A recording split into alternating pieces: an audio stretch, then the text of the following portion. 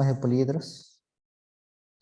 Sí, sí, sí, está bien. Sí, pero no recuerdo haber puesto tantos problemas de poliedro. Sí, sí, no, sí, la verdad es que te concentraba en esto, no en la otra parte que me interesaba mucho. Ya, a ver, el tema de hoy es poliedros y poliedros regulares también, ¿no? También vamos a indicar, se dijo, ciertas características de plano de simetría en el caso de los poliedros regulares, especialmente en los tres primeros. Bien, entonces vamos a primero definir lo que es ya, en general, un sólido geométrico, ¿no? Un sólido se define como ¿no? La parte del espacio, ¿no? Que está limitada por una superficie, ¿no? Si esa superficie está limitada solamente por regiones poligonales, ¿de acuerdo? Regiones poligonales como él o él, se va a llamar poliedro, ¿no? Si la superficie tiene partes curvas, de hecho ya no va a ser un poliedro. Digamos las partes curvas más conocidas, como el caso de repente del cono, ¿no? El caso de la esfera, ¿no? El cilindro, se van a denominar cuerpos redondos, ¿no? ¿Sí? Estos de acá no son poliedros. Los cuerpos redondos más conocidos son justamente el cono, el cilindro y la esfera, ¿no? Eso lo vamos a estudiar luego, ¿no? Ahorita solamente nos va a interesar justamente los sólidos que están limitados por regiones poligonales, a las cuales se va a llamar poliedros, ¿no? Casos particulares de poliedros, bueno, también vamos a estudiar más adelante, que es el prisma y la pirámide, ¿no? Bueno, también se dice que la cantidad de caras o de regiones que lo limitan debe ser finita, ¿no? Y a esas regiones se le va a denominar caras. ¿De acuerdo? Por ejemplo, tenemos este poliedro, que si las regiones que lo limitan a él vienen a ser las llamadas caras. También es una cara. Bueno, en el caso del poliedro no convexo, una forma de repente definir de clasificar los poliedros convexos y no convexos, no es respecto a la forma de las caras, ¿no? Sino es respecto justamente, bueno, en general, porque Euclides lo definía con rectas secantes a la superficie, aunque es más sencillo definirlo con planos que contengan a las caras, ¿no? Todo plano que contiene una cara de un poliedro convexo, ¿no? Todo plano que tiene una cara, lo que hace es ubicar al poliedro en un mismo semiespacio, ¿no? ¿Está bien?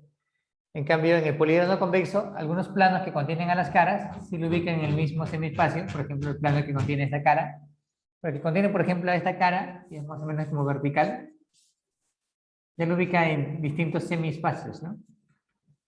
Si eso ocurre, se dice que es un poliedro no convexo. Muy bien, los lados de las caras, en ambos casos, se va a denominar aristas, ¿no? ¿Y qué viene a ser una arista? Bueno, en este caso son segmentos. Creo que en una proposición de C-Preuni había sobre las aristas, si son rectas, si son rayos, depende de la figura, ¿no? En el caso de los planos secantes, ¿no? Tenemos dos planos secantes, la intersección, como se dijo, viene a ser la llamada arista, ¿no? En este caso la arista es una recta, ¿no? En el caso de los ángulos triedros o poliedros en general, los rayos son las denominadas aristas, ¿no? Por eso acá son los rayos, ¿no? Entonces se llama arista, ¿no? Sin embargo, en los poliedros las aristas son segmentos, ¿de acuerdo? Son segmentos, ¿no? No son los lados de las caras, ¿no? Los puntos de concurrencia se van a denominar vértices, ¿de acuerdo? Puntos de concurrencia en las aristas se llaman vértices. ¿En qué propiedades se pueden de repente sacar así rápidamente, ¿no? Justamente una arista, ¿no? Cualquier arista, convexo o no convexo, se encuentra siempre en dos caras, ¿de acuerdo? Que en cada vértice, de hecho se definen ángulos poliedros, en cada vértice, justamente la cantidad de aristas, la menor cantidad de aristas que llega es 3. Aquí pueden llegar 4, acá llegan también, bueno, en este caso llegan, sí, no, 4, pero la menor cantidad de aristas que llegan a un vértice viene a ser justamente 3, ¿no? Bueno, acá llegan 3, acá también, bueno, en este caso llegan 3 en todos, ¿no? Muy bien, en cuanto a la cantidad de caras, bueno, justamente de eso depende el nombre del poliedro. Tenemos digamos, un hexaedro, tiene 6 caras, ¿no? Este gráfico que se ha considerado tiene 8 caras, ¿verdad? Tienen que visualizar eso, como se dijo al inicio, es bastante imaginación. Ese poliedro que está dibujado tiene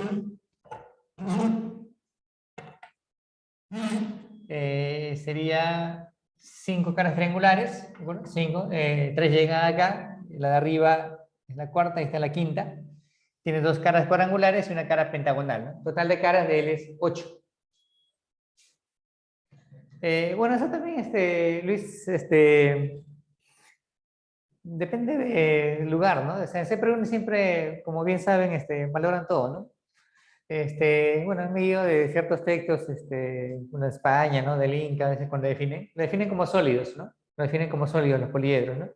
Ahora es distinta la superficie poliédrica, ¿no? Igual que esfera, ¿no? O sea, esfera también está claro para todo el mundo, bueno, que es sólido, ¿no?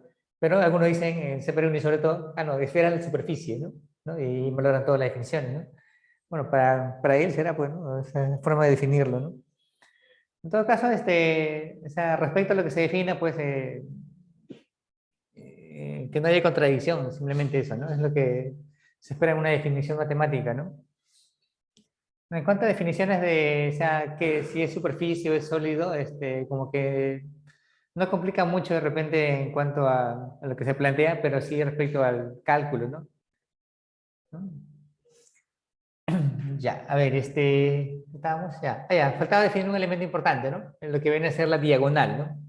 A ver, la diagonal en cualquiera de los poliedros se define como aquel segmento que une vértices en diferentes caras, ¿de acuerdo? Por ejemplo, BG, ¿no? Se nota G. Esto de acá es una diagonal, pero para la cara, no es para el poliedro, ¿no? Una diagonal del poliedro, por ejemplo, en este gráfico, sería pues la línea AF, ¿no?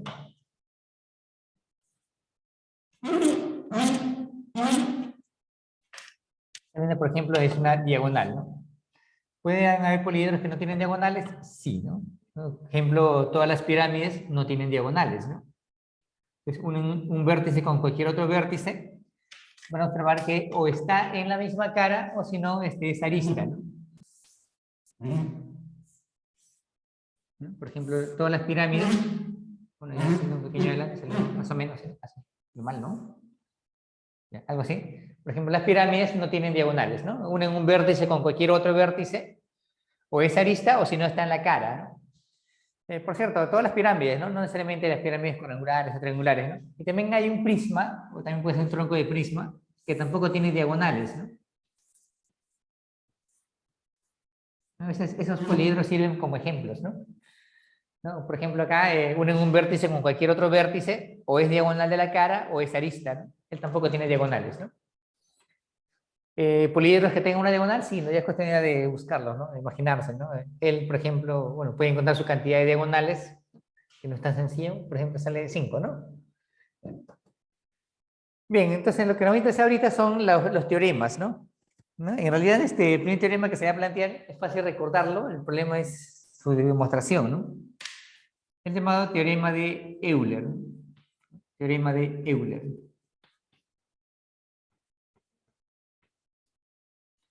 El teorema de Euler es válido para todo poliedro convexo. Es verdad que hay poliedros no convexos, como el que se ha graficado, que sí cumplen Euler, pero hay algunos no convexos que no lo cumplen, ¿no? ¿Y qué indica el teorema de Euler? Que se cumple que la cantidad de caras más la cantidad de vértices, esto va a ser igual a la cantidad de aristas aumentado en 2. Muy bien, ¿no? Esto acá es un clásico de los cursos de topología, ¿no? Los que van a estudiar matemática pura, o también lo llevan en electrónica, o lo llevaban antes, no sé. Es un curso interesante, ¿no? Es que tiene que ver justamente con el estudio, bueno, la primera parte, de hecho, ¿no? Estudia justamente figuras, ¿no? Ahí van a ver todo tipo de figuras, ¿no? Convexas, no convexas, conexas, conjuntos abiertos, cerrados, ¿no?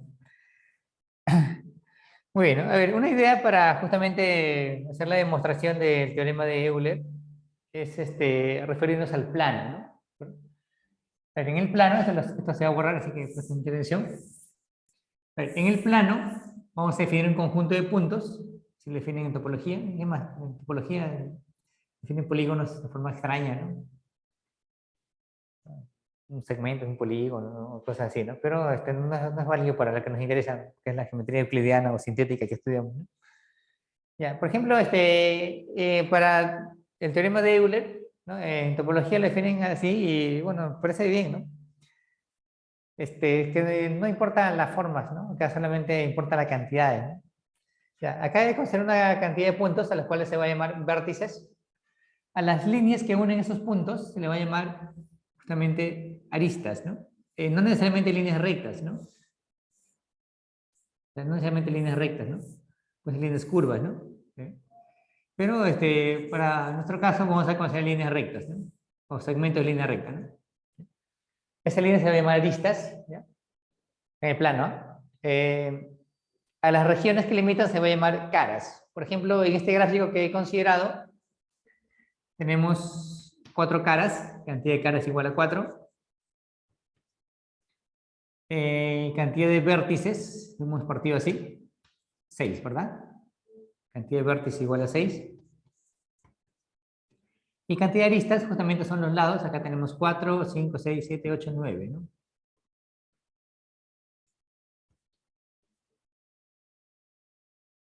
Bien. Estamos trabajando en el plano, ¿no? ¿Y qué se verifica? Caras más vértices es 10, es igual a aristas que es 9, pero aumenta en 1, ¿no? Ya. A ver, vamos a cambiar esa cantidad, ¿ya? Por ejemplo, vamos a trazar esta línea, ¿ya? Ahora he aumentado una arista, ahora van a ser 10 aristas, pero también he aumentado una cara, ¿no? Serían ahora 5, ¿no? Puras caras triangulares por ahora, ¿no? Pero se sigue cumpliendo, ¿no? Caras más vértices es igual a aristas más 1, ¿no? Así interesante, ¿no? Esto lo estudian creo en RM, ¿no? Estos puntos se llaman vértices o nodos, ¿no? Por ejemplo, esta es una línea, ¿ya? He aumentado un vértice, he aumentado una arista, he aumentado ahora 2 aristas y una cara, ¿no? ¿No? O sea, la cantidad de aristas ahora viene a ser 12, la cantidad de caras ahora aumenta, sería 6, y la cantidad de vértices aumenta en 1, ¿no? Que sería en este caso 7, ¿no? Sigue cumpliendo, ¿no? Caras más verdes igual a aristas más 1, ¿no? O sea, en el plano, bueno, no necesariamente caras triangulares, ¿ya? No necesariamente caras triangulares, puede ser cualquier forma de las caras. Como se ha dicho, lo que importa acá no es la forma, ¿no? No importa si es un cuadrado o un cuadrilátero, no importa que tenga 4 lados, ¿no? Pues acá se va a cumplir que la cantidad de caras más la cantidad de vértices es igual a la cantidad de aristas más 1, ¿no? Lo que se llama el teorema de Euler en el plano, ¿no? C más B es igual a más 1, ¿no? Está bien, ¿no? Solamente es RM, ¿no? No es nada del otro mundo, ¿no? Es solo imaginación, ¿no? Ahora, cualquier poliedro, mejor dicho, que sea convexo,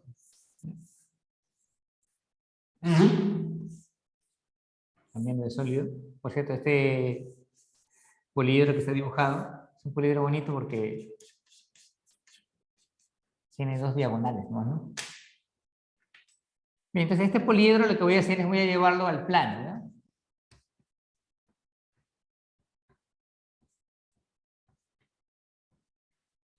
Topología es muy alucinante, ¿no? Por ejemplo, en topología, cuando mencionan ese poliedro, lo que dicen es, hay que imaginarnos que ese poliedro es de plástico, ¿no?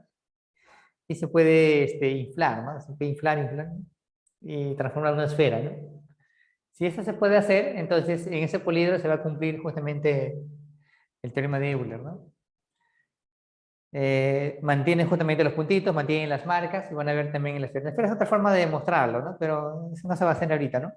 Vamos a llevarlo todo al plano, ¿no? Es como que si se va a aplastar todo esto, ya no sé dónde, ¿no? Aplastar eso, ¿no? Aparentemente no serían términos muy matemáticos, ¿no? En topología todo tiene sentido, ¿no? Ya, y por acá el triangulito, ¿no? Acá está el triangulito ACB, ¿no?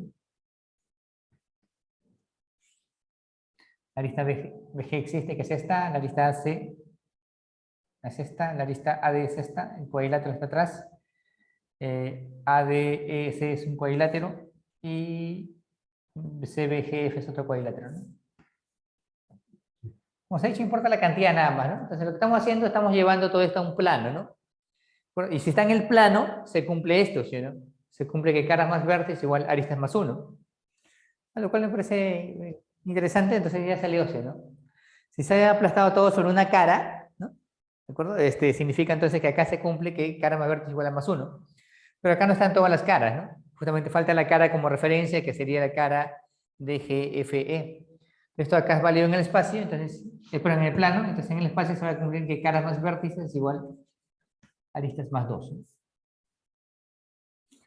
Muy bien. Entonces esa idea que se dijo, de que si tienen un sólido y lo inflan, ¿no? Como si fuera un plástico que no se rompa, por supuesto, se va a formar una esfera, ¿no? Él también cumple eso, ¿no? Entonces, esos poliedros donde, bueno, en el caso del cubo, con bastante imaginación, se imagina que es de plástico toda la superficie, y lo inflan y se transforma a una esfera, ¿no? Entonces, a un, pues un elipsoide, lo que sea, pero tal que sea cerrado. Entonces, ese poliedro cumple el teorema de Euler, ¿no? Sin embargo, si ese poliedro tiene la forma, por ejemplo, de una ventana, la letra O, por ejemplo, o la letra A, ¿no? A mayúscula. Entonces, esos poliedros, cuando ustedes hacen el procedimiento de inflarlo, ¿no? Nunca se va a transformar en una esfera, ¿no? Entonces, esos poliedros no cumplen Euler, ¿no? Y no se cumple que cara más verde es igual a más 1. No estamos hablando de, digamos, letra A de esta manera, ¿no? Forma de poliedro, por supuesto. Tengan un agujero, ¿no?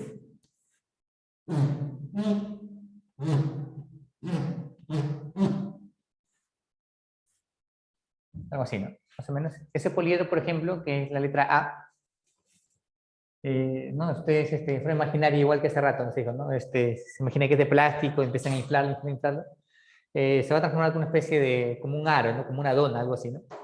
Entonces ese poliedro no cumple Euler, ¿de acuerdo? Entonces, hay enunciados, creo que también hay en la práctica, que ha venido en el examen de admisión también, se prevenía bastante. Si el teorema de Euler es válido para todo poliedro, eso es falso, ¿no? Solamente es válido para los poliedros convexos, ¿no? Muy bien, ¿listo? Entonces, es interesante lo del teorema de Euler. Bueno, una vez que ya nos hemos librado de este problema, ya lo demás está más fácil de demostrar, ¿no?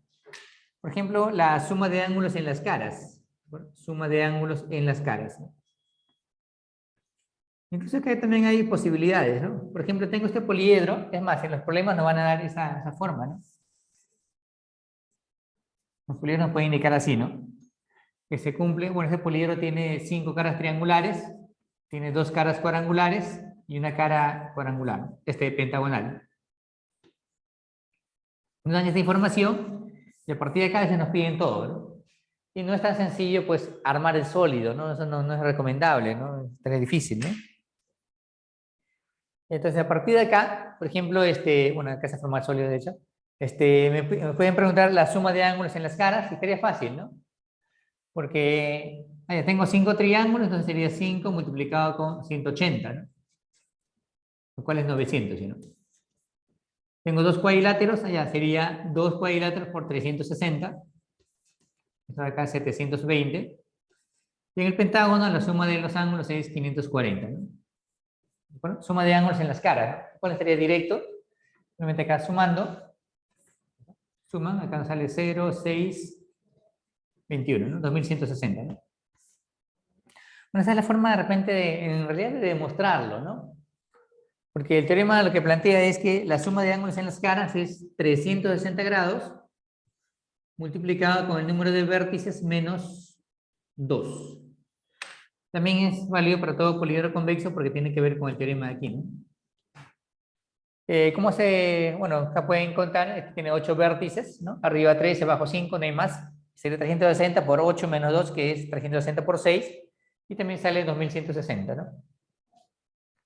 Bien, entonces, ¿cómo demostrar esto, no? Es una manera de demostrarlo en realidad. Se van a considerar que las caras, ¿no? Las caras del poliedro, por ejemplo, una cara tenga n1 lados, otra cara que tenga n2, otra cara que tenga n3 y así sucesivamente, ¿no? Hasta n sub c, ¿no? Entonces, la primera cara, si tiene n1 lados, si tiene 3 lados o 4 lados, la suma de los ángulos es 180 por el número de lados menos 2. ¿Sí o no? El 180 por su número de lados menos 2. Del 180 por su número de lados menos 2. Así sucesivamente. Hasta el último que sería 180 por el número de lados menos 2. Bien, entonces suman los ángulos. Acá sería 180 factorizando. Van a sumar n1 más n2 más n3 y así sucesivamente, ¿no? Si yo sumo 3 más 5, más 4, más 3, más 4, más 3, más 3, más 3, acá, más 5, lo que me va a dar es justamente que una arista la estoy contando dos veces, sumo este 3 con este 4, entonces lo que me va a dar es dos veces la cantidad de aristas. Menos 2, menos 2, menos 2, menos 2, ¿sí? C veces sería menos 2C. Con lo cual ya está, ¿no? Factorizan 2 y le queda 360 por A menos C.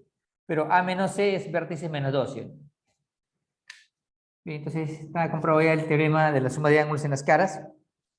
El siguiente teorema es para hallar la cantidad de aristas, ¿no? A partir de esta información, ¿no? A partir de esa información.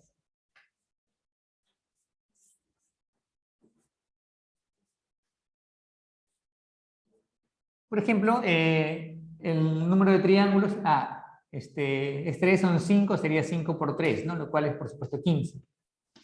Acá serían dos cuadriláteros por la cantidad que es 4. Esto viene a ser 8. Y él viene a ser, por supuesto, tiene 5 lados. Entonces suma, nos va a dar 28. Como se dijo hace un momento, esto nos da el doble de la cantidad de aristas porque una arista la cuento dos veces, ¿no? Entonces hay que dividir entre dos, ¿no? Entonces, en general,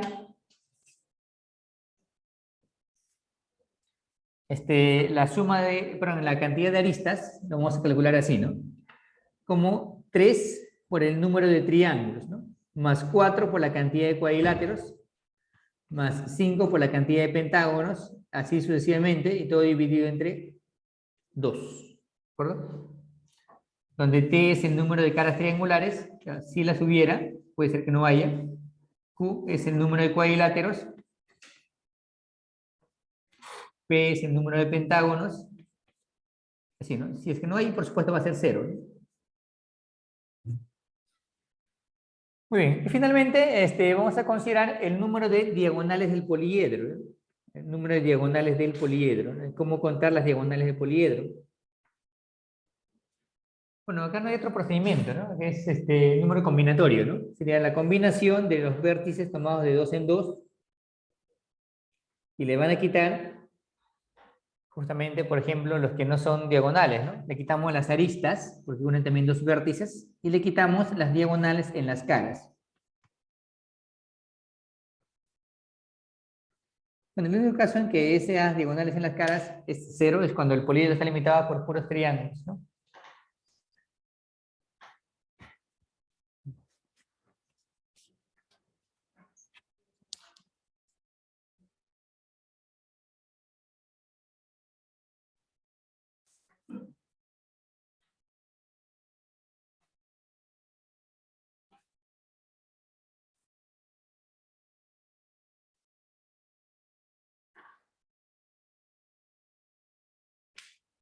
Ya, ¿listo? A ver. Bueno, espero que haya quedado claro entonces los teoremas. Con esto es que se va a trabajar casi siempre. A ver, una observación y de pasada también un ejemplo. A ver, a partir del teorema el tercero que se ha indicado, a ver, vamos a formar lo siguiente, ¿ya? Aunque también se puede demostrar sin palabras, ¿no? Con el sólido, pero vamos a mostrarlo así. A ver, sería 2 veces la cantidad de aristas, es igual a 3. Como los números a partir del segundo hacia adelante son mayores que 3, bueno, los que tienen, tienen factor 4, 5 y así, voy a poner así, ¿ya? 3 por P más Q más P, así sucesivamente. Y me va a quedar esto más un Q más 2 veces P y así, ¿no? ¿Y qué viene a ser esto? Que viene a ser T, cuando ustedes suman T más Q más P y así sucesivamente, eso nos va a dar la cantidad de caras, ¿sí? Entonces acá se establece una desigualdad muy interesante.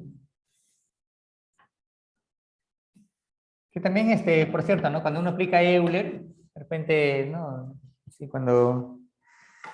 O sea, no es que yo le dé cualquier número acá, ¿no? Ya puedo decir, "Ay, ¿qué tal si esto vale 5, esto vale 3, hallamos A", ¿no?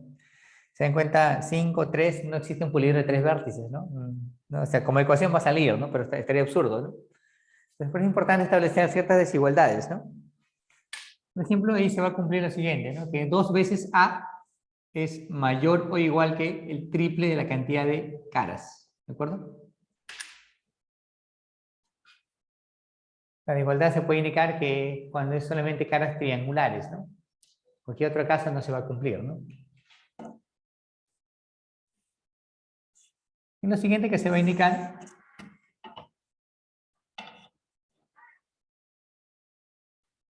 ¿no? Lo siguiente que se puede indicar es acerca de también la cantidad de aristas y la cantidad de vértices, lo que se indicó hace rato, ¿no? Que en un vértice la menor cantidad de aristas que llegan es 3, ¿no? ¿Sí? Entonces también se puede establecer lo siguiente, ¿no? Que el doble de la cantidad de aristas es mayor o igual que el triple de la cantidad de vértices, ¿no? Pues a partir de esas dos desigualdades, ustedes pueden demostrar que la cantidad de aristas siempre va a ser mayor o igual que 6, la cantidad de vértices es mayor o igual que 4, y la cantidad de caras es también mayor o igual que 4. Eso no implica que existan poliedros que tengan pues 6 aristas en adelante, ¿no? No necesariamente, ¿no?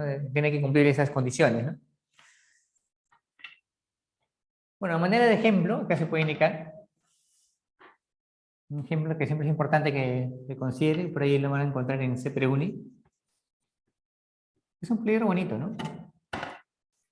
Un poliedro que tiene que ver con la llamada, es la forma poliédrica más cerca a la esfera, ¿no? Que es bueno, un poliedro que descubrió Arquímedes. Es el poliedro que está limitado por caras hexagonales y caras pentagonales, ¿no? Una pelota de fútbol, ¿no? Más o menos, ¿no?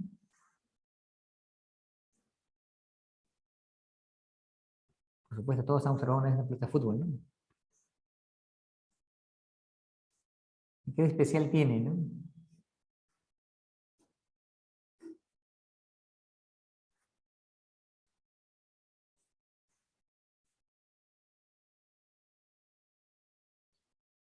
Lo que tiene de especial es que está limitado por pentágonos y hexágonos, ¿no? Regulares, ¿no? Lo que también es interesante es notar que cada hexágono está rodeado justamente alternadamente de pentágono y hexágono, ¿no? Y que cada pentágono está rodeado solamente de hexágonos, ¿no?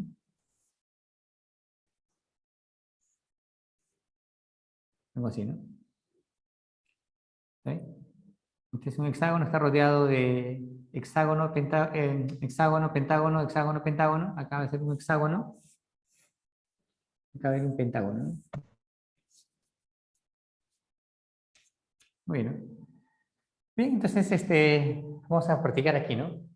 Ya, ese poliedro que tiene forma de la pelota de fútbol, vamos a averiguar el número de caras, ¿no? De todo, ¿no? Número de caras pentagonales, número de caras hexagonales, vamos a hallar la cantidad de aristas, la cantidad de vértices, y a ustedes como tarea ya la cantidad de diagonales, ¿no? Bueno, muchos han visto ese ejemplo de la pelota de fútbol. Por cierto, ese poliedro es uno de los tantos poliedros que está limitado por regiones poligonales regulares, pero no son congruentes, ¿no? ¿De acuerdo? No son congruentes, ¿no? Pareciera, ¿no? ¿No? Porque en cada vértice llega la misma cantidad de aristas, ¿no? Que sería 3, ¿no? Bueno, a partir de la información que he indicado, ¿ya? Mucha atención a cómo se va a resolver, siempre de razonamiento, ¿no? A partir de la información que se ha indicado, vamos a demostrar allá la cantidad, ¿no? X, Y, y ahí sale todo, ¿no? Ya, a ver, lo que tienes que observar aquí en la pelota de fútbol, ¿no? Es que como dos pentágonos nunca están juntos, ¿no? Dos pentágonos nunca están juntos, eso quiere decir que el número de vértices es igual a la cantidad de vértices de los pentágonos, ¿sí, no? Ah, ya, él tiene 5, él también tiene 5 y así, ¿no? Entonces el total de vértices, bueno, el total de vértices viene a ser entonces 5x. También eso, ¿no? Cantidad de vértices 5x, ¿no? Bien, ahora la cantidad de vértices tomando en cuenta los hexágonos. A ver, dos hexágonos, o sea, tienen en común dos vértices, ¿no? Estos dos hexágonos tienen en común dos vértices, ¿no? Si yo digo que los vértices, justamente como cada hexágono tiene 6 vértices, yo diría que sería 6y, estaría mal, ¿sí, no? Porque estos dos se están contando dos veces, ¿no? Entonces el número de vértices también es igual sería 6y, pero dividido entre 2, lo cual sería 3y, ¿no? Con lo cual entonces tenemos que 5x es igual a 3y.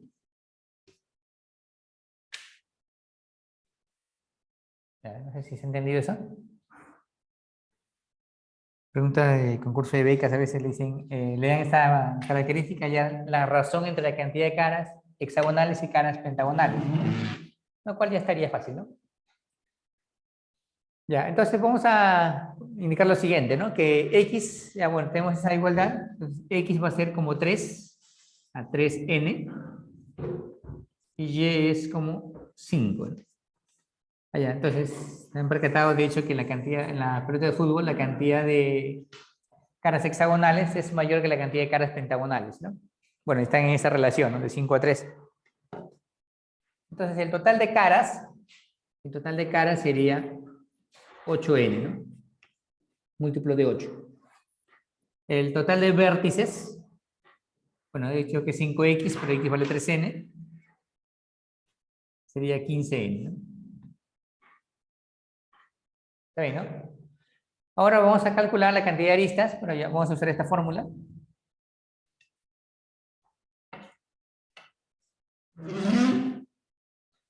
Ya, el total de aristas. Solamente hay caras hexagonales y caras pentagonales, entonces sería así, ¿no? Sería 5 por la cantidad de caras pentagonales, que es 3n, más 6 por la cantidad de caras hexagonales, que es 5n. Todo eso dividido entre 2. 30 más 15, 45, ¿no? 45n medios, ¿no? De hecho, n tiene que ser múltiplo de 2, ¿no? Y con eso entonces ya se puede aplicar Euler. Bueno, aplicamos Euler y salió n, ¿no? Entonces sería caras más vértices. Bueno, caras más vértices igual aristas más 2, ¿no? Caras es 8n, vértices es 15n, aristas 45n medios, y aumentado esto en 2, ¿no? Y sale entonces el valor de n, ¿no? ¿Okay? Operan al toque, sería 23 por 2, sería 46n, menos 45n, y todo sale 4, ¿no? Entonces n viene a ser 4. ¿No? Y si n vale 4, pues salió todo, ¿no? Como n vale 4, pues sale la cantidad de caras, en este caso sale x, que sería 12. Entonces hay la pelota de fútbol, ¿no? Si se han percatado, por ahí pueden notar, tiene 12 caras pentagonales y tiene 20 caras hexagonales, ¿de acuerdo? Muy bien, listo, ahora vamos a estudiar los llamados poliedros regulares, ¿no? ¿De acuerdo? Entonces, creo que la mayoría de problemas el día de hoy trata justamente de esto, ¿no? Y con bastante imaginación, por supuesto, ¿no? Ya. A ver, ahora estudiemos los llamados poliedros regulares. Les voy a indicar muchas notas teóricas.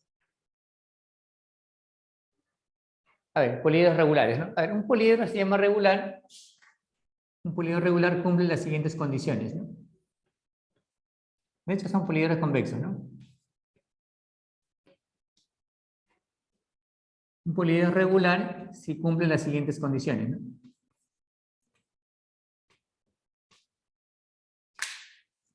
Primero, como se ha dicho, debe tener todas sus caras, todas las caras,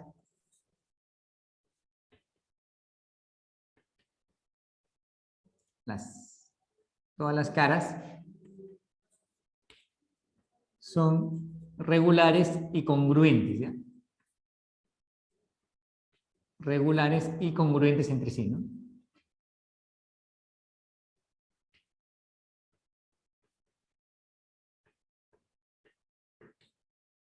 Muy bien. Todas las caras regulares y congruentes entre sí. Y la siguiente condición, ¿no? La siguiente condición es que en cada vértice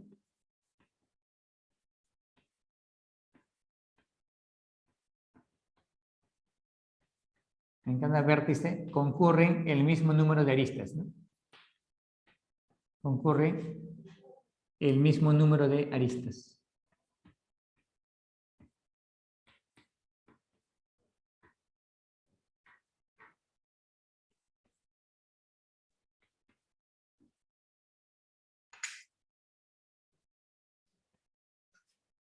Muy bien, ¿listo? Entonces son las dos condiciones para que sea un poliedro regular.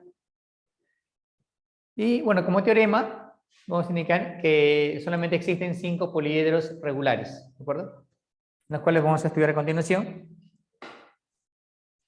Que esto no suelen preguntarle de repente como teórica, pero también cabe mencionar que en un inicio se pensaban que eran 4 poliedros regulares, ¿no? Y esos poliedros los estudió Platón, ¿no? Lo relaciona con los 4 elementos, ¿no? ¿Sí? Bueno, de ahí se descubrió el quinto poliedro, que fue el dodecaedro, al cual bueno, ¿no? Se le asoció lo que es el universo, ¿no? Los 4 elementos, como bien saben, ¿no? Es el fuego, la tierra, el aire, ¿no? Y el agua. ¿Sí? Y se relaciona con cada poliedro, ¿no? Por ejemplo, el tetraedro, ¿no? Más o menos se relaciona con lo que es el fuego, ¿no? Así. Pero, bueno, también se le llama poliedros platónicos, ¿no? Por lo que fueron estudiados por Platón en un inicio, ¿no? Bien, entonces comencemos estudiando el primer poliedro regular, que es el tetraedro. Bueno, el tetraedro regular. Vamos a considerar todas las caras son regiones triangulares equiláteras, ¿no? La notación en este caso no es tan relevante, ¿no? Es una pirámide, el orden en que se dan los vértices no va a ser tan importante. Pero la primera característica que se va a indicar es acerca del área total, ¿no? Área total del tetraedro, ¿no?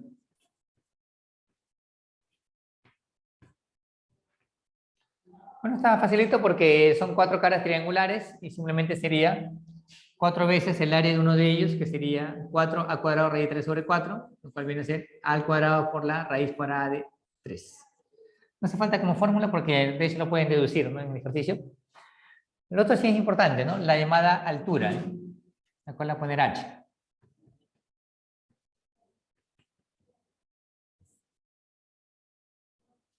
A ver, la altura, ¿no? Bien, y de pasada también indicamos una propiedad que es bien interesante para todas las pirámides, ¿no? ¿Ya?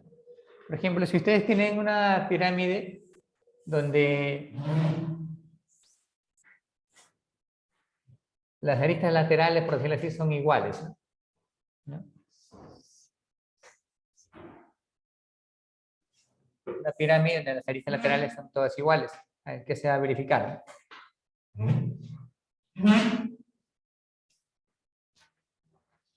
Entonces, si trazamos la altura,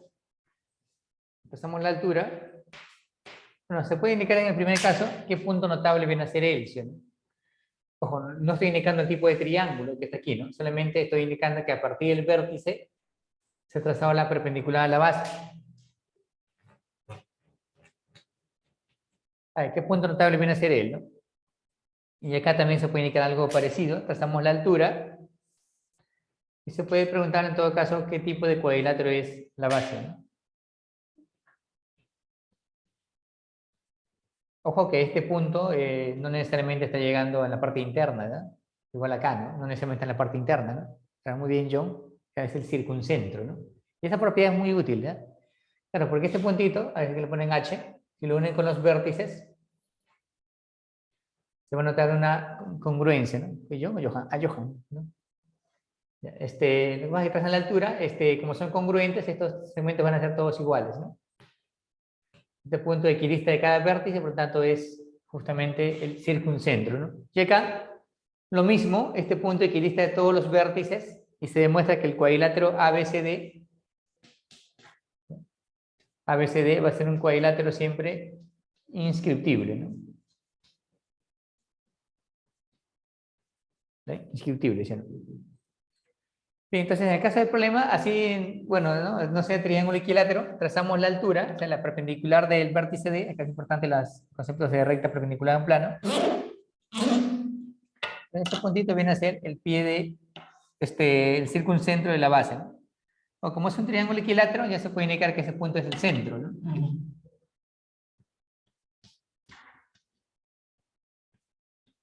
Bien, vamos a calcular la altura. Por cierto, todo tetraedro tiene 4 alturas, ¿no? Una de cada vértice, ¿no? Bien, entonces, ahora sí, unimos ese puntito con todos los vértices.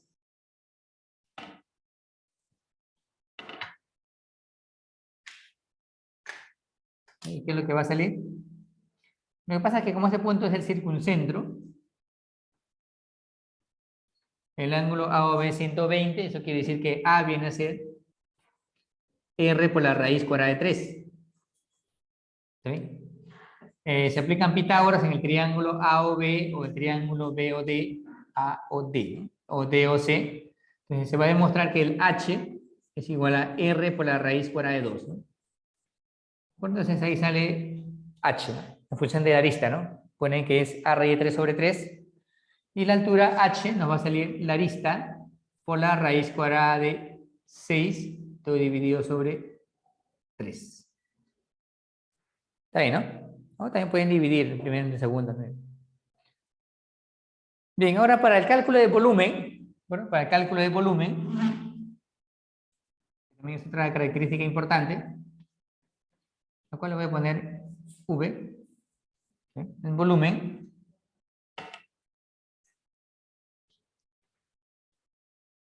Ya, vamos a indicar lo siguiente.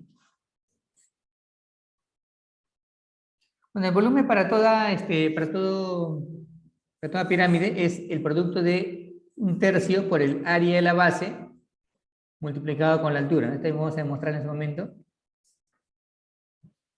Bien, solamente van a multiplicar el área de la base, que es A cuadrado raíz de 3 sobre 4, por la altura, que es A raíz de 6 sobre 3, ¿no? Hacen este producto, nos va a salir que el volumen es igual a la arista elevado al cubo multiplicado con la raíz cuadrada de 2, todo dividido sobre 12. ¿De acuerdo? Vamos a verificar eso usando esta expresión. Bien, a ver, vamos a indicar otras propiedades acerca del tetraedro regular. Algo de eso ya nos adelantamos en el tema de recta perpendicular a un plano, pero no está de más mencionar otra vez.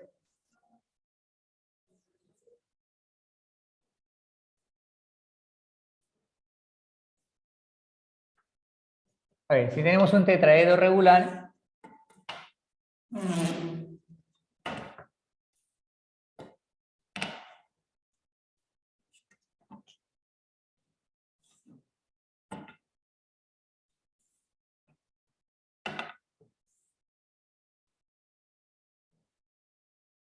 si él es un tetraedro regular, mismo gráfico, ¿ya? Para no escribir A, B, C, D, tetraedro regular. Entonces, lo que hemos indicado es que dos aristas opuestas siempre son perpendiculares, ¿no? Recuerden que se demostró de esta manera, ¿no? Usando estas dos líneas. También hablamos algo de eso la semana pasada, lo que es la distancia, ¿no? A ver si ABCD es un tetraedro regular.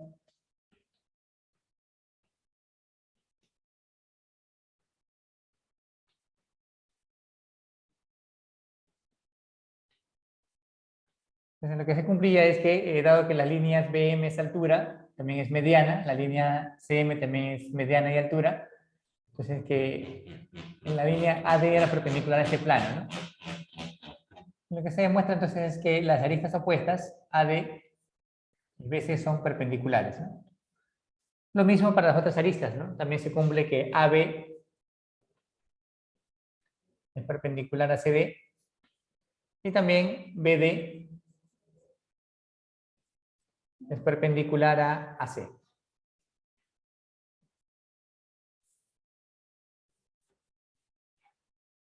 Muy bien, a ver, otra propiedad es acerca de la simetría, ¿no? ¿De acuerdo? Entonces, lo que vamos a indicar a continuación. Pero acerca de la simetría, bueno, acerca del llamado centro de simetría, ¿no? Por ejemplo, tienen un punto, no ubican su simétrico respecto de él, ¿no? Solamente es considerar el punto B tal que O sea el punto medio, ¿no? Decimos que ellos son simétricos respecto de O. Tienen un segmento por aquí, hacen lo mismo, ellos son iguales. Este segmento de acá, con él se dice que son segmentos simétricos, ¿no? Bueno, de tal manera que si ustedes consideran, por ejemplo, el simétrico de una figura, va a salir otra figura congruente a la inicial. Si es que esa figura es la misma, ¿no? Entonces decimos que esa figura tiene centro de simetría, ¿no? Por ejemplo, un segmento tiene centro de simetría, ¿no? Toman el simétrico del segmento respecto al punto medio y va a salir el mismo segmento, ¿sí? Por ejemplo, un paralelogramo, que se puede indicar, ¿no? Este es un paralelogramo, toman la simetría respecto a él y sale el mismo paralelogramo, ¿no? Bueno, entonces, si toman el simétrico de una figura y sale la misma, se dice que tiene centro de simetría, ¿no? ¿no? El cuadrado tiene centro de simetría, el rombo también lo tiene, el rectángulo también, ¿no? Polígonos regulares, número par de lados tienen, ¿no? Ahora, sobre ejes de simetría, algo parecido a un espejo, aunque el plano es más preciso, ¿no? Tienen un puntito, ubican su simétrico, que es equivalente a ubicar otro punto, donde esa recta sea la mediatriz, ¿no? Este dice que son simétricos, ¿no? De un segmento, toma su simétrico de cada extremo. Entonces, este segmento con él son simétricos, ¿no? También, de hecho, son congruentes o iguales, ¿no? Un triángulo lo mismo, ¿no? Entonces, si ustedes toman el simétrico de una, respecto de una recta, ¿no? De una figura y sale la misma, entonces decimos que esa figura tiene eje de simetría, ¿no? ¿De acuerdo? Esto acá es el eje de simetría, ¿no? Por ejemplo, el triángulo isósceles tiene eje de simetría, ¿no? Que sería prácticamente la mediatriz de la base, ¿no? Muy bien. Entonces, un cuadrado también tiene eje de simetría. Ejes, ¿no? O sea, basta que tenga uno, tiene eje de simetría, ¿no? Puede tener uno o varios, ¿no? Depende del gráfico, ¿no? Y el plano de simetría, esto sí es más preciso, es como si fuese un espejo, ¿no? ¿No? Algo parecido al anterior, ¿no? Toman un puntito, su simétrico respecto del plano. Esto acá sí es, esto sí es como un espejo, ¿no? Se habla de plano mediatriz, ¿no? Tienen un segmento, también pueden tomar su simétrico, ¿no? ¿Ya? Algo así, ¿no? Su reflejo también le llaman uno, ¿no? A, B, C, D, son simétricos, ¿no? Son iguales también, ¿no? Muy bien, entonces, con respecto a lo que se ha indicado, vamos a averiguar sobre el tetraedro regular, si es que tiene o no centro de simetría, si tiene eje de simetría, y si lo tiene, ¿cuántos? Si tiene planos de simetría, ¿no?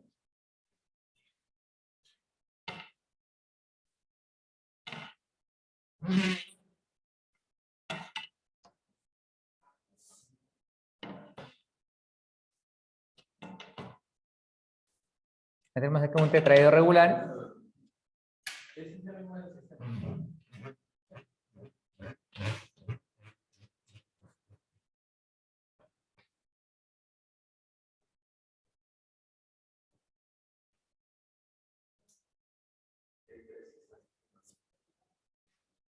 Ya, listo, más o menos.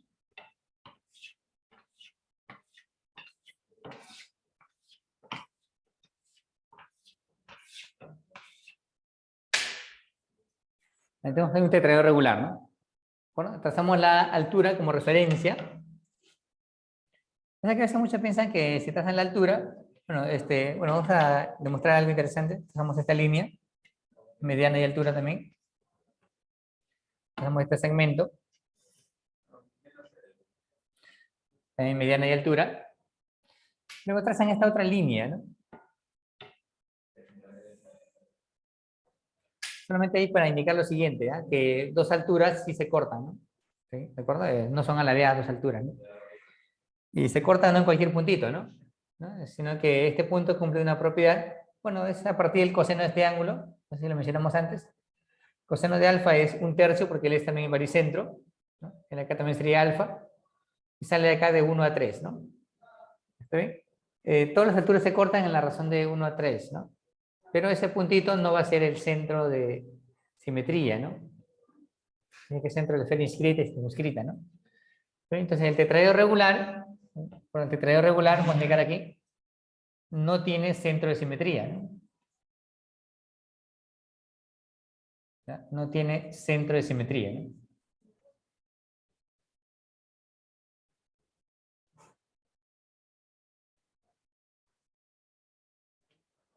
O sea, si toman el simétrico de punto D con respecto de él, va a salir afuera, ¿sí? ¿No? ¿De acuerdo? Solamente esa era la aclaración, ¿no? Igual que el triángulo, ¿no? El triángulo tampoco tiene centro de simetría, ¿no? Ahora, ejes de simetría, ¿no? Eso es diferente, ¿no? A ver, en cuanto a ejes de simetría, ¿no?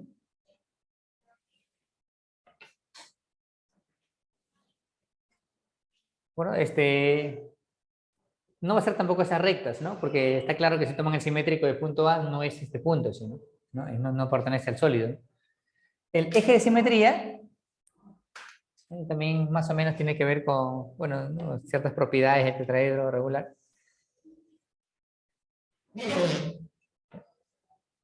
Bueno, de hecho este punto es el ortocentro de ese triángulo, ¿no?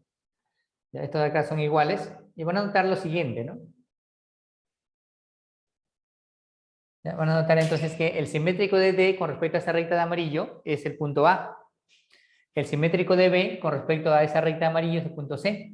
Entonces está bien, ¿no? Entonces esa recta es el eje de simetría, ¿no? Entonces sí tiene eje de simetría, ¿no? Ahora, ¿cuántos ejes de simetría tiene, no? A ver, ¿cuántas de esas rectas hay, no? ¿Cuántas de ese tipo de rectas hay, no? Aquí indicamos, a ver, ¿cuántas de esas rectas hay? Aquí indicamos que tiene. De hecho, tiene más de una, ¿no?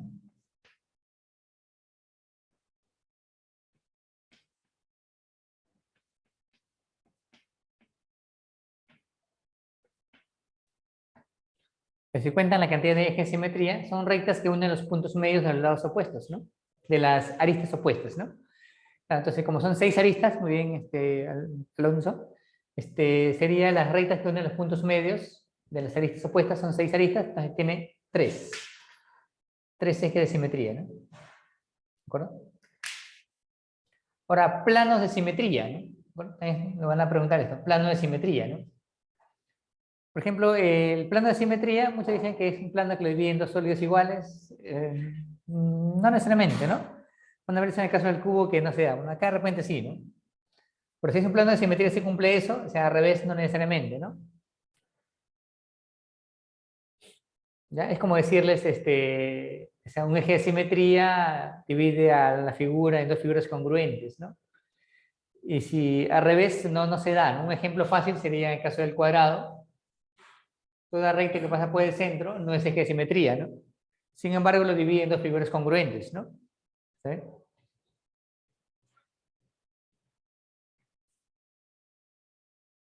Ya, entonces, con respecto a los planos de simetría, por ejemplo, el plano que pasa por A, D y M, ¿no? Es un plano de simetría, ¿no? El simétrico de B respecto a ese plano de C, ¿no? Y sí, efectivamente van a ser congruentes, ¿no? A ver, ¿cuántos de ese tipo de planos hay, no? A ver, contiene una arista y al punto medio de el opuesto, ¿no? El plano de simetría tiene, bueno, muy bien, Alonso está muy atento, tiene 6 planos de simetría, ¿no? ¿Y por qué 6 planos de simetría? Porque justamente son planos que contienen una arista, ¿no?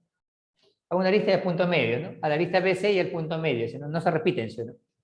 Igual, ¿no? A AB y el punto medio ¿no? de la arista opuesta. Tiene 6 planos de simetría, ¿no? Y para este caso, los 6 planos de simetría, o en todo caso las intersecciones, ¿no? con el sólido, van a ser regiones congruentes, ¿no? Muy bien, ¿no? ¿Listo? Para acabar esta primera parte, estuvimos ahora el hexaedro regular. Y la simetría del hexaedro va a estar en la siguiente pizarra ya, por razones de espacio. A ver, hexaedro regular, ¿no? Bueno, en el hexaedro regular, acá sí importa el orden en que se ubiquen los vértices, ¿no?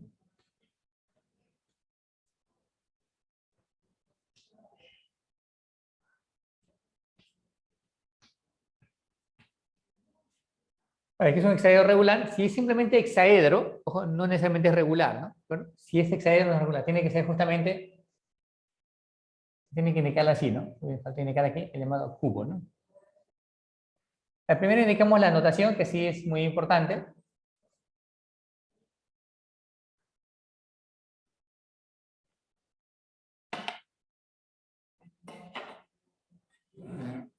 La notación viene a ser mencionar los vértices de una cara, no necesariamente la cara superior, separar un guión en el mismo orden los vértices de la cara opuesta. Características rápidas de ese hexaedro regular es primero su cantidad de, bueno, no estoy poniendo caras, aristas y vértices, ya estamos indicando, digamos, lo principal. Primero el área total. También no hace falta indicarlo como fórmula porque lo pueden deducir.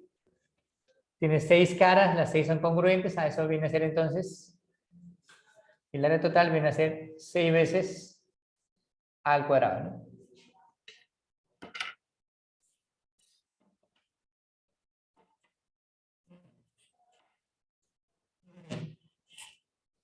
El otro es el cálculo del volumen. Acá nos adelantamos solamente, esto en realidad tiene una demostración que no es tan sencilla. El volumen viene a ser justamente, viene su nombre, de la arista elevado al cubo, ¿no?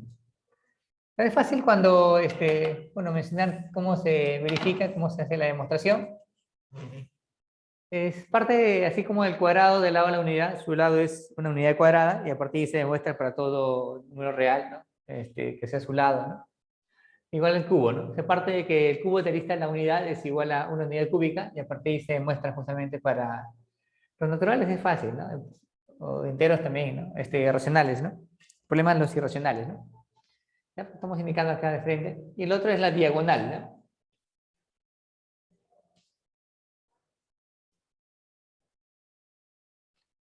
Bueno, la diagonal, justamente, donde pasaba a definir ahí justamente lo que es una diagonal y también ver la cantidad de diagonales. O sea, pueden practicar la fórmula, ¿no? Hallar la cantidad de diagonales y van a demostrar que efectivamente es 4. ¿No? Las diagonales unen vértices en diferentes caras, ¿no? Y 4 diagonales, y ustedes pueden trazar las 4 y van a ver que son concurrentes, ¿no? Una forma de comprobar su gráfico que sea bien, ¿no? Como cada arista es perpendicular a una cara, bueno, a dos caras en realidad, no me interesa la cara EFGH, entonces acá debe ser 90 y esto viene a ser A por la raíz cuadrada de 2, por lo tanto la diagonal viene a ser A por la raíz cuadrada de 2. Perdón, raíz cuadrada de 3, disculpen. Raíz 2 es el, ¿no? A raíz de 3, ¿no? Son las características principales del cubo. Bueno, vamos a dedicar algunas propiedades. Bueno, en la siguiente pizarra vamos a seguir con el cubo.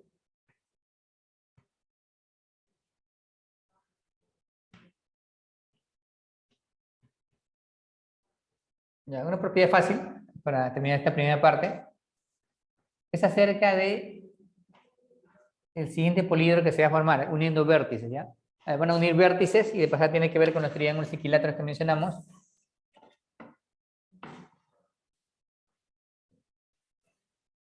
¿Ya? Estas líneas que estamos trazando son diagonales de las caras, ¿no? ¿Está bien? Las diagonales de las caras y se forma un poliedro, ¿no? A ver, si la arista vale A, entonces esas líneas que he trazado serían A raíz de 2, ¿no? Entonces ese poliedro, todas las líneas vienen a ser A raíz de 2. Son los triángulos equiláteros que habíamos mencionado antes, ¿no? Bien, entonces aquí indicamos así. ACHF viene a ser un poliedro regular. Poliedro regular. Ya, tetraedro regular, ¿no? Exactamente, ¿no? Se llama tetraedro regular inscrito en el cubo, ¿no? O sea, sus vértices son vértices del cubo, de hecho no todos coinciden, lo cual es lógico. Es un tetraedro regular inscrito.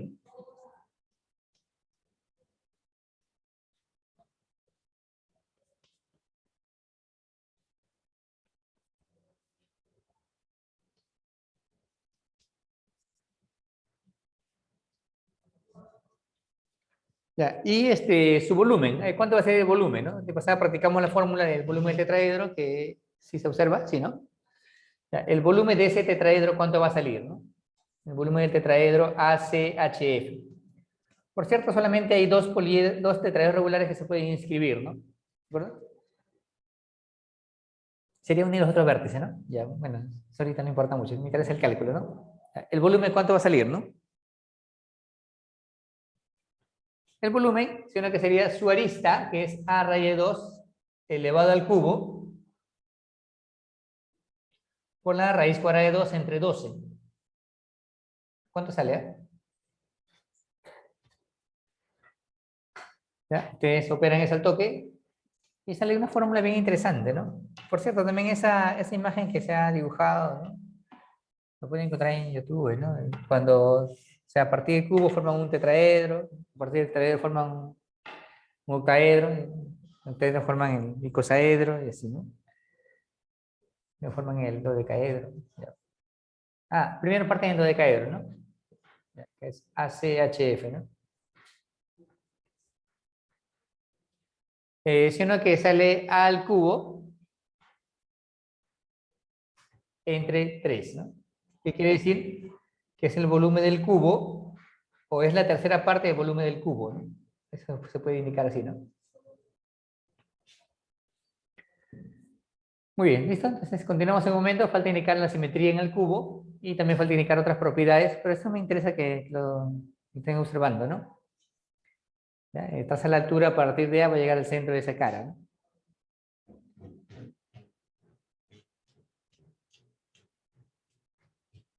Muy bien, esto continuamos en unos minutos.